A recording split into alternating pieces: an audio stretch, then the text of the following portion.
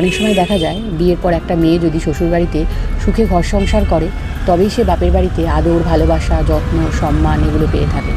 কিন্তু তাদেরই যদি আর একটি মেয়ে শ্বশুরবাড়িতে অসুখী থাকে বা কোনো মানসিক কষ্ট যন্ত্রণার মধ্যে থাকে, তখন কিন্তু ওই বাবা মাই তার পাশে থাকার বদলে, তাকে বোঝার বদলে তাকে সর্বক্ষণই একটাই উপদেশ দিতে থাকে, তুই কেন পারছিস না, বা তার ওই দিদি বা বোনের সাথে তুলনা দিতে থাকে।